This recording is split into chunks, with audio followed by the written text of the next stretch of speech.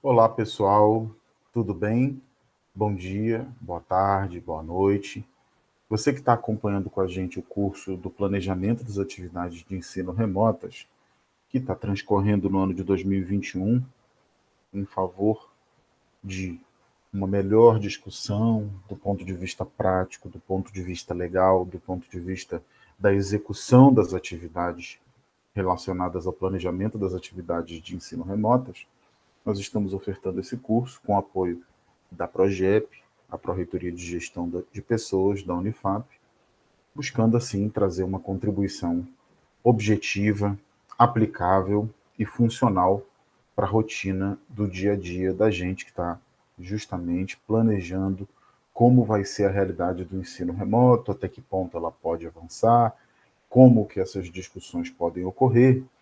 E aí a gente vai observar hoje mais um conjunto de aspectos que dizem respeito ao que eu separei como dois dos mais determinantes aspectos.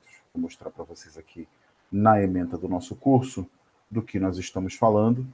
Nós estamos falando aqui a respeito da observância dessas condições, observando como que esses requisitos legais e essas condições objetivas e práticas influenciam a rotina do aprendizado remoto e do ensino remoto. E nesse sentido, hoje eu vou falar sobre dois aspectos bem diretos, tá? A primeira questão que a gente vai tratar é a questão sobre o que são as condições práticas do ensino remoto.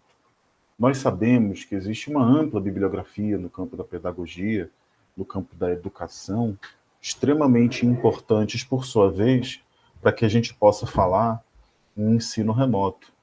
No entanto, toda essa bibliografia ela deve ser conciliada com uma discussão de natureza prática, ou seja, com uma discussão que diga respeito a especificamente como o ensino remoto se faz na realidade do docente, do discente, da instituição e do plano educacional mais amplo.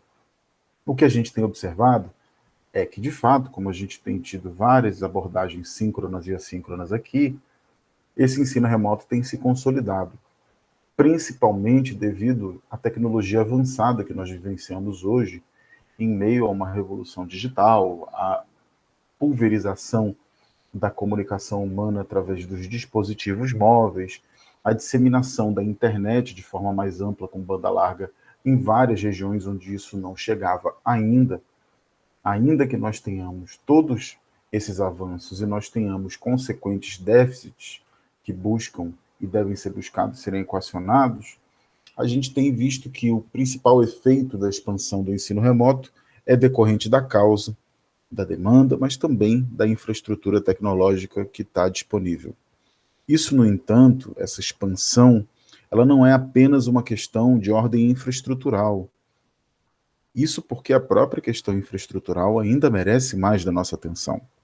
Nós precisamos trabalhar um primeiro vértice dessa relação, que é o vértice que diz respeito ao preparo dos docentes, ou seja, a capacitação e a atualização em esforços como esse que nós estamos aqui nos envolvendo para conseguir trabalhar nessa modalidade de ensino ou de educação, já que mesmo essa modalidade não dispensa a atuação do professor e muito menos a sua capacidade tanto didático-pedagógica quanto de produção de saberes que são intrínsecas ao processo de aprendizagem.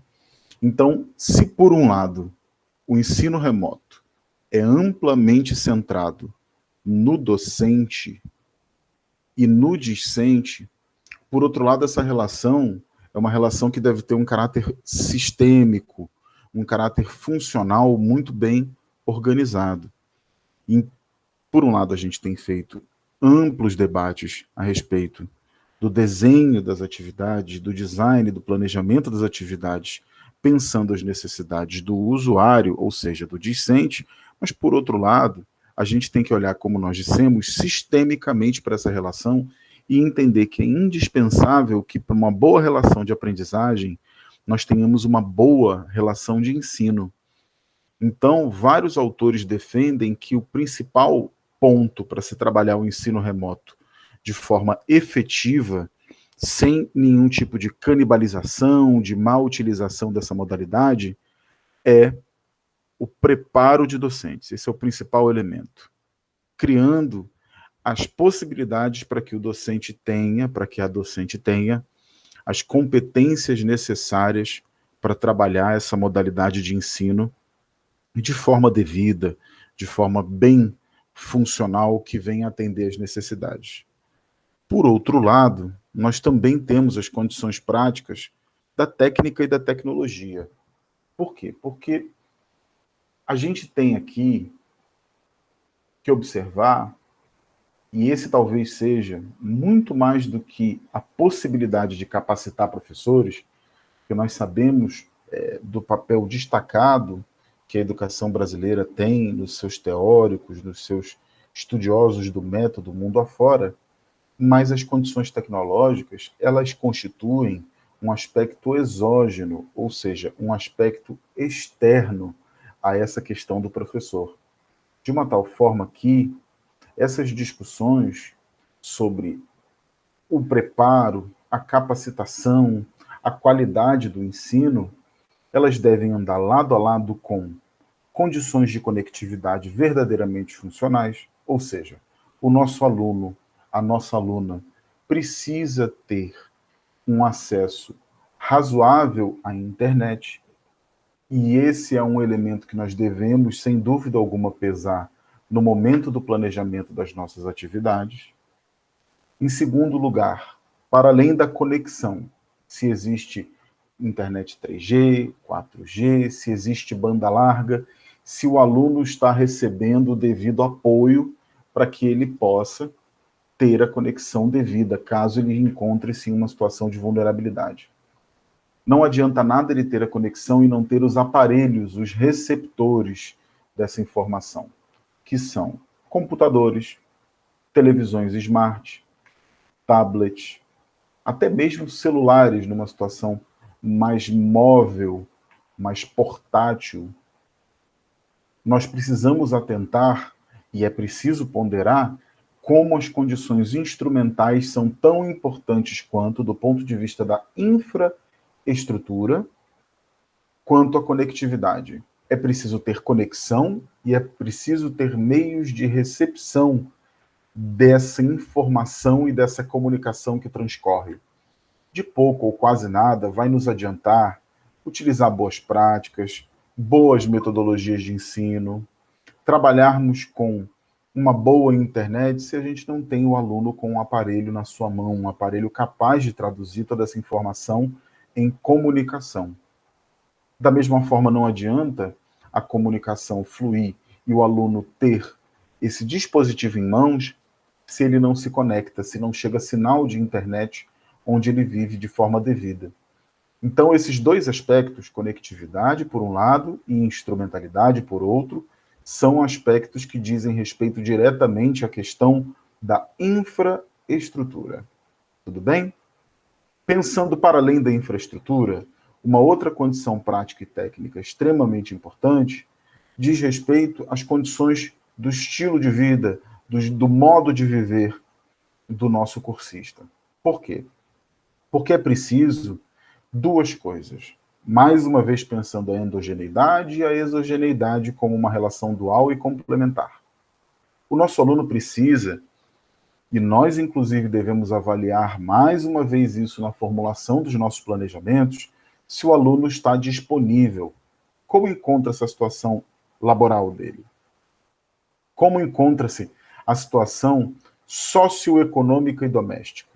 Como é que esse aluno se envolve e se relaciona?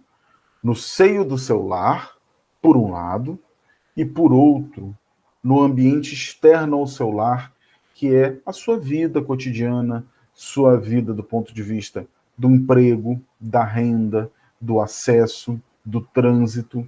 Como estão as condições do cursista dentro da casa dele e no perímetro do território imediato no qual ele vive? Ele passa por condições nos quais, na prática, ele pode se conectar conosco?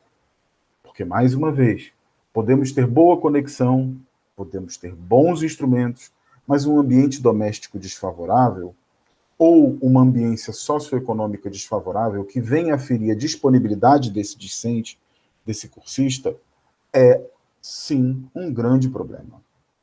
E, por último, há dois outros aspectos que são aspectos difusos, de difícil apreensão, mas que ainda assim influenciam a nossa rotina, como a questão sanitária, e isso obviamente diz respeito diretamente ao contexto da pandemia, e as condições psicológicas, mais uma vez, decorrentes da pandemia, cuja qual o nosso cursista se encontra. Ele perdeu alguém? Ele está passando pela doença? Ele está tendo um momento de infecção pela Covid? Ele está com algum tipo de comportamento ou distúrbio decorrente do isolamento social? Como que isso está fazendo com que a vida do cursista, do ponto de vista mais subjetivo, que é o da saúde, para nós que não necessariamente somos profissionais da saúde e não somos capazes de tratar ou de lidar ou de diagnosticar determinadas questões, como que está a situação sanitária e psicológica do nosso cursista? São questões também absolutamente importantes para a gente pensar o ensino remoto e para a gente praticar o ensino remoto. Eu diria que esses 6 tópicos são tópicos determinantes para a gente pensar como vai ser a estrutura da nossa utensilagem enquanto realização, enquanto prática docente na atividade das disciplinas, dos cursos que a gente oferte. Se não pensar isso aqui, realmente a gente corre muito risco de criar um modelo pedagógico, de pensar uma didática que realmente não se aplique à realidade do cursista. Então, olhar essas 6 dimensões me parece algo extremamente estratégico. E é claro que isso tudo vai acarretar em um detalhe que não está nos manuais, em um detalhe que não consta em nenhuma dimensão concreta ou tangível das relações humanas, que é a empatia. Porque as tecnologias são muito importantes e contribuem para as mudanças no ensino e na aprendizagem, mas elas, somente elas, não vão alterar o nosso modelo de escola. O modelo de escola que, no caso, na nossa pedagogia progressista, está amplamente ancorada no sentido humano da educação. Não adianta a gente estabelecer, pessoal, a mesma dinâmica de cobrança, o mesmo grau de, até mesmo, por que não dizer, de pressão sobre os nossos cursistas, quando todos nós estamos passando por situações excepcionais. É preciso ter empatia, equilíbrio, relações que busquem sempre se colocar no lugar do nosso cursista e compreender o que está acontecendo no dia a dia dele.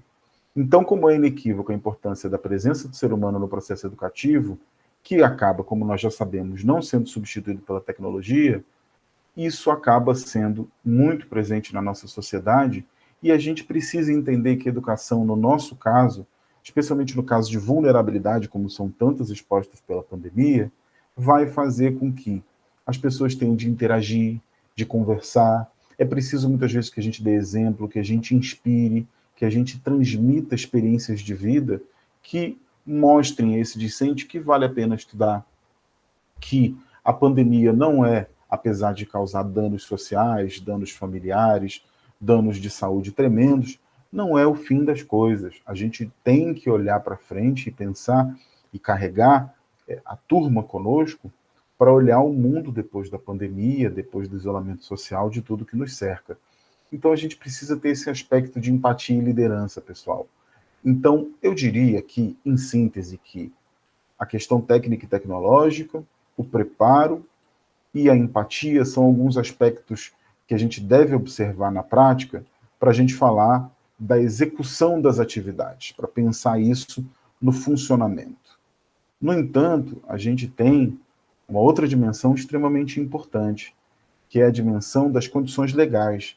E esse é um aspecto que não caberá aqui no curso abordar amplamente.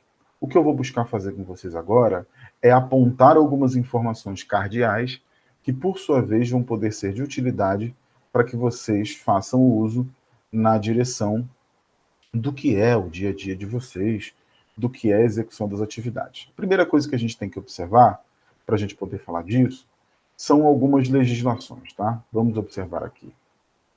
A gente tem que observar especificamente a Lei de Diretrizes Básicas, né, de 1996, que estabelece diretrizes e bases de educação para todos os níveis de ensino, colocando o ensino à distância, muita atenção, a Lei 9.394, vou projetar ela em tela aqui,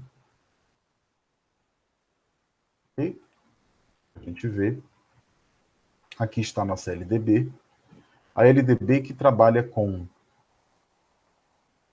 o que são os vários preceitos fundamentais da educação no Brasil, é uma lei de diretrizes, como ela própria mesmo diz, básica, mas nesse caso aqui, ela coloca o ensino à distância como uma modalidade utilizada para complementação da aprendizagem ou em situações emergenciais. Então, com base nessa determinação da LDB de 96, o MEC, o Ministério da Educação, começou em 99 o credenciamento das faculdades que trabalham com ensino à distância. O Plano Nacional de Educação, de 2001, e que é uma exigência da LDB, aborda a educação à distância e as tecnologias educacionais também, se referindo a essa modalidade de ensino como um meio auxiliar de indiscutível eficácia. Então, tudo isso que a gente vem falando aqui no nosso curso, a respeito do papel complementar, e não ainda, podemos falar no nosso caso, de um papel central da educação ou do ensino remoto, tudo isso a gente tem que estar observando, considerando o que está descrito, especialmente na Lei de Diretrizes Básicas e no Plano Nacional de Educação, tá? Porque são algumas informações que, de alguma forma, são a base da base da nossa compreensão sobre o que é o nossa atividade. E eu também gostaria de mostrar para vocês alguns decretos que são extremamente importantes, tá? A gente tem alguns decretos que eu diria que são determinantes. O primeiro deles é o 5.622, que regulamenta o artigo 80 da Lei de Diretrizes Básicas. Vamos ver o que é esse artigo 80? Vamos lá. Vou mostrar para vocês. Só. Olha aqui. Ele fala sobre como o poder público incentivará o desenvolvimento e a veiculação de programas de ensino à distância.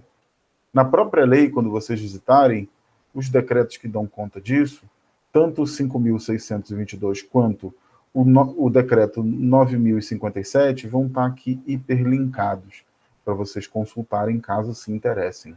Tudo bem? Um outro decreto importante vai falar sobre o 5.773, sobre o exercício das funções de regulação, supervisão e avaliação das instituições de educação superior e cursos superiores de graduação. A gente também falou, nesse curso aqui, é importante notar, o decreto 6.303, que vai estabelecer uma alteração dos dispositivos daquele decreto de 2005, o 5.622, para estabelecer justamente as bases dessa questão do ensino à distância. Então, esses são alguns decretos que vão regulamentar a Lei de Diretrizes Básicas no que diz respeito ao ensino à distância, que é bastante importante que a gente conheça, tá? É bastante importante que a gente conheça, desse ponto de vista prático, as leis, ou a Lei de Diretrizes Básicas. Em segundo lugar, a gente conhecer esses decretos, e não menos importante, a gente conhecer também o que o Conselho Nacional de Educação tem por pareceres que dizem respeito à pandemia. Eu destacaria dois desses pareceres que têm uma relação direta com a nossa rotina. O primeiro deles é o parecer do ano de 2020, o número 11, tá? Vou mostrar ele para vocês aqui, um instante. Olha aqui, esse é o parecer, tá? Que diz respeito às orientações educacionais para a realização de aulas e atividades presenciais e não presenciais no contexto da pandemia. Vale muito a pena olhar essa documentação. Aqui tem algumas questões que são base, que dizem muito respeito a como a gente deve observar e se comportar como docente, uma série de diagnósticos extremamente importantes, tá? A respeito da suspensão das atividades, sobre como tudo funcionou e talvez ainda esteja funcionando no momento que se assiste essa aula. É importante observar, também ele menciona o parecer do CNE número 5 de 2020, é uma outra documentação extremamente importante. E eu também destacaria, além desse parecer número 11 de 2020, eu também destacaria o reexame do parecer 5 de 2020, que é o parecer 9, tá? São documentos razoavelmente longos, mas ao mesmo tempo que nos interessam muito, porque eles vão ajudar a gente a compreender questões como frequência, questões como funcionamento das atividades e tudo mais. E é claro, pessoal, é claro que a gente precisa conhecer o que é a decisão que a Unifap entronizou, que ela se apropriou dessas normativas.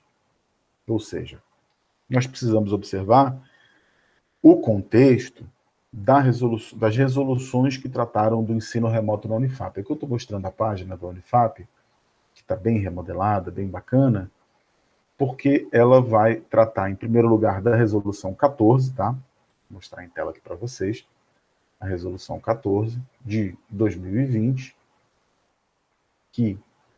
e essas resoluções são muito bem pensadas, elas têm aspectos bastante relevantes e assinalam o papel de cada portaria, de cada decreto, de cada lei. Ajuda a gente a entender as normativas. Então, do ponto de vista jurídico, vale a pena ler, porque elas dão uma boa perspectiva para a gente, especialmente aqui, olha, como internamente está regulado o ensino remoto. Ok? Isso é bem, bem importante para nós. Bem, bem importante. Olha aqui, olha, nas atividades assíncronas, a flexibilização do registro de frequência, nas atividades síncronas, o registro de frequência, utilizando outros meios na eventual limitação de internet, avaliações parciais deverão ser flexibilizadas, tudo que cerca a nossa rotina. E, além disso, vale observar também e conhecer, nessas resoluções do Conselho Superior, que são muito importantes para a gente, tá? E aqui eu dou a listagem delas, primeiro a 14 de 2020, depois a número 5 de 2021. Vamos olhar a 5 de 2021? Olha, ela foi de fevereiro desse ano, quando ela estabelece, pode considerar vários fatores, toda a legislação, os pareceres do Conselho Nacional de Educação, a situação sanitária e de biossegurança, falando sobre o regulamento da ativação do calendário. Então, são documentos, pessoal, que a gente deve conhecer nesses 3 níveis das leis, dos decretos e portarias, e, por último, dessa regulamentação interna da universidade, porque isso nos ajudará, sobremaneira, a poder falar de práticas que estejam, todas essas práticas, quando a gente fala em ter empatia, em se preparar, em observar as condições práticas, a gente vai olhar isso acompanhado do que é a condição legal, para que a gente possa dar conta das especificidades da utilização de tecnologias da informação, dos professores estarem em tempos diversos perante os alunos e, é claro, de toda a peculiaridade da organização metodológica, da gestão e da avaliação dos cursos.